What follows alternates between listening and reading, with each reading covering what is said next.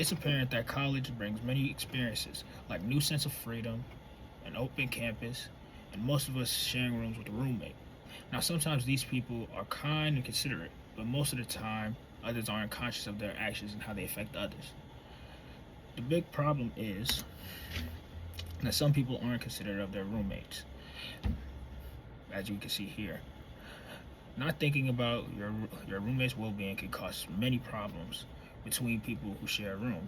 Some of the people just randomly go into a room with someone and hope for the best that it is that hope for the best that they got a good roommate, but it isn't always that smart. Always a smart idea. A good reflection of this is when someone is going to sign up for their room, like for Argosby, or if they want to sign up for Wasaja and just see a random roommate and do this, they decide to do the site and just say they don't care instead of going through the proper way of finding a roommate that suits you best.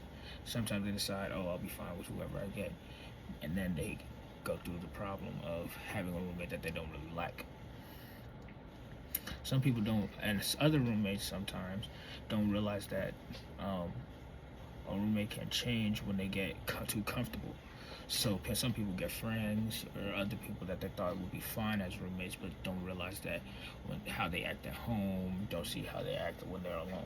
So then when they finally get a room with them, they think it's going to be fine, but then they get a little too comfortable, and then the room's a mess. While at first, in the beginning, it was clean, fine, and dandy.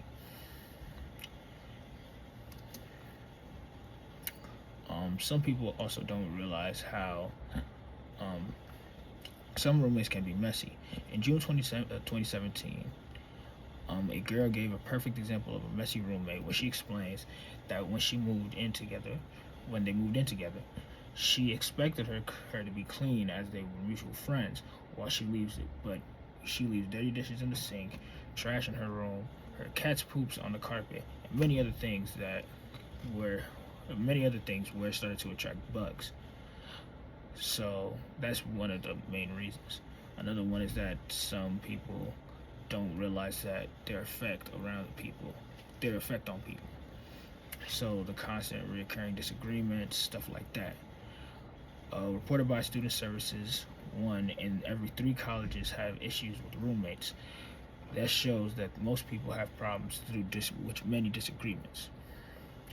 Now the question is, how can we save yourself from these stress and problems like this? So one of the solutions is that sometimes you either need to just have a sit-down conversation with your roommate. Talking to your roommate could fix the situation with little to no issue. Most people don't realize how clueless to how uncomfortable they make somebody else feel. It could be making somebody else, especially their roommate. An example is when you tell your roommate politely that some of their antics disturb your sleep and they quiet down, and then they make accommodations so that they don't bother you again. A New York Times article shows that in April 2020, that holding in emotions makes you build up and become more intense. And talking them out helps release them before they go into a flight or flight response, which means if you were to talk to your roommate instead of letting things blow up in the face, you could probably have kept the situation from getting out of hand before it did. But the next fix, if all else fails, you may just have to talk to your RA and find a new roommate. Or if you can't do that, get your own private room.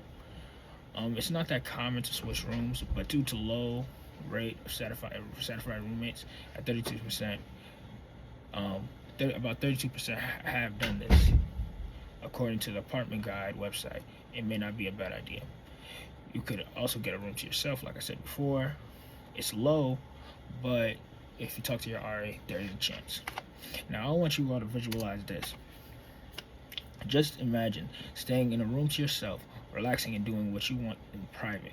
Everything you do is to yourself, and your privacy is completely secure. Or at the very least, if you can't get that, you have a roommate that allows you to sleep, a roommate that is clean and even smells nice, all because you took the easy steps of talking to them at the very least. So I want you to do so sometimes.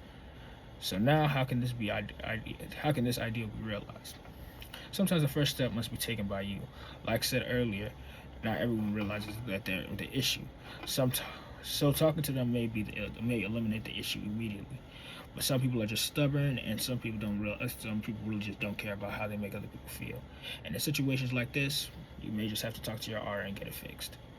Sometimes there's nothing you can do, but at least then you would eliminate the issue of a bad roommate or an uncomfortable living setting. Thank you.